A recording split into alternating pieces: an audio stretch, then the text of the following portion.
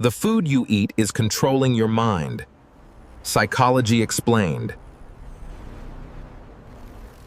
It's not just food, it's programming. You think you're choosing what to eat, but what if I told you your cravings, your mood, your focus, even your discipline is being influenced by what you consume every single day? This isn't about calories. This isn't about weight. This is about control. Because the food you eat doesn't just fuel your body, it programs your brain. And once you understand that, you start to see something differently. Most people aren't struggling with discipline. They're fighting chemistry. And the longer you ignore it, the more control you lose without even realizing it. Section 1. Your brain is wired for reward, and food exploits it. Your brain operates on one simple principle: survive and repeat what feels good.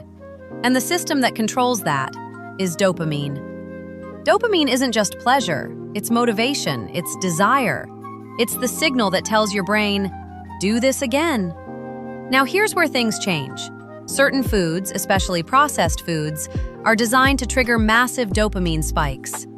Sugar, salt, fat combinations, they hit your brain fast and hard. Studies show ultra-processed foods can trigger responses similar to addictive substances. So you're not just eating snacks, you're activating the same reward pathways used in addiction. When you crave junk food, it's not just hunger, it's conditioning. And the more you repeat that cycle, the stronger it becomes, until your brain starts expecting stimulation, not balance. Section 2. The dopamine trap. Why you feel good, then worse. At first, it feels harmless. You eat something sweet, you feel good, you get a quick boost. But what your brain doesn't show you is what happens next. Because every spike is followed by a crash. Your energy drops, your focus fades, your motivation disappears, and your brain starts looking for another hit. Not because you need it, but because it remembers how good it felt. This is the loop: spike, crash, craving, repeat. And over time, your baseline changes. Normal life starts to feel boring. Work feels harder. Discipline feels heavier. Focus feels impossible. This is why you can eat, scroll your phone, snack again, and still feel unsatisfied. Because your brain isn't being nourished, it's being overstimulated. And overstimulation doesn't satisfy you, it drains you. Section 3. Your second brain is controlling you. Here's something most people don't realize. Your brain isn't just in your head, it's in your gut. There's a direct connection called the gut-brain axis, constantly sending signals back and forth, influencing how you feel, how you think, how you behave. Around 90 to 95% of serotonin, the chemical responsible for mood, is produced in your gut. So if your gut is unhealthy, your mood becomes unstable. If your gut is inflamed, your mind becomes foggy. If your gut is fed the wrong inputs, your brain reflects it. This is why after days of processed food, you don't just feel full, you feel off. Low energy, short temper, unfocused. It's not random, it's biological. You're not just feeding your body, you're feeding your mental state. Section 4. Engineered cravings. You're not weak. You've probably blamed yourself before. Why can't I just eat better? Why do I keep going back? But here's the truth. It's not just you. Modern food is engineered, not for nutrition, but for consumption. Companies design food to hit the bliss point, the perfect mix of sugar, salt, and fat to keep you coming back. Because the goal isn't to satisfy you, it's to keep you eating. And the more you consume it, the more your brain adapts. You need more stimulation, more flavor, more intensity. Meanwhile, natural foods start to feel dull. So you don't crave what's good for you. You crave what's been engineered to control you. Section 5. Why discipline feels so hard. Now it starts to make sense. Why is it so hard to focus? Why is it so hard to stay consistent? Why does everything feel like effort? Because your brain is out of balance.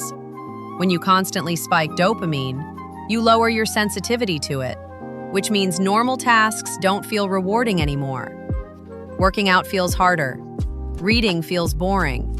Building something meaningful feels exhausting because your brain is comparing it to instant pleasure, so it avoids effort. Not because you're weak, but because it's trying to conserve energy and chase what feels good immediately. There's a difference between a balanced mind and an overstimulated one. One can focus, the other constantly escapes. Section 6. The hidden link between food and mental health. This goes deeper than cravings. Your diet is directly linked to your mental state. Poor nutrition has been associated with increased anxiety, depression, and cognitive decline. Because if your brain isn't getting what it needs, it can't function properly. Think of your brain like a machine. If you put low-quality fuel in it, it won't run at its best. But here's the dangerous part. Most people don't connect the two. They feel anxious, unmotivated, stuck, and think it's just life, not realizing they've been feeding the problem. Section 7. Fasting. Breaking the cycle and resetting your mind. Now here's something powerful. If food can influence your mind, then removing it temporarily can reset it. This is where fasting comes in.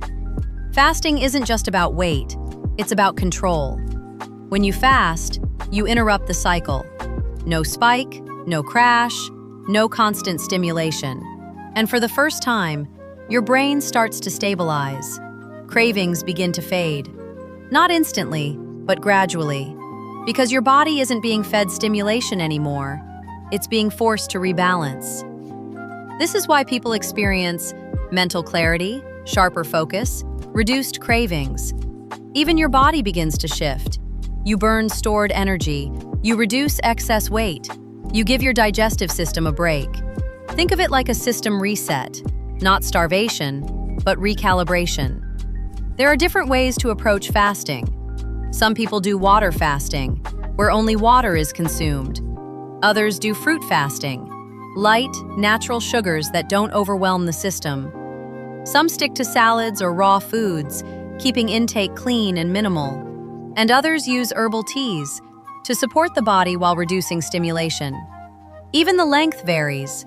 Short fasts, like 12 to 16 hours, help stabilize energy and cravings. Longer fasts, 24 hours or more, push the body deeper into reset mode. The goal isn't extremes, it's awareness.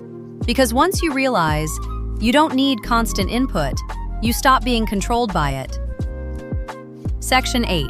Reclaiming control. Now here's where everything shifts. Because once you see it, you can't unsee it. Your mind isn't broken, it's being influenced. And that means you can take control back. Not by being perfect, but by being aware. Start paying attention to how food makes you feel. Not just in the moment, but hours later. Notice your energy, your focus, your mood. Because the goal isn't restriction, it's alignment. When you reduce overstimulation, your brain resets. Your dopamine stabilizes, your focus comes back. And suddenly, discipline doesn't feel like force. It feels natural. Awareness changes everything. If this opened your eyes, you need to watch this next video. Daily Life Hacks Exposed. Because it breaks down the small habits and hidden systems that are quietly controlling your life. Once you see how everything connects, your food, your habits, your environment, you stop reacting and you start taking control. We are the hearts of the world. See you in the next one.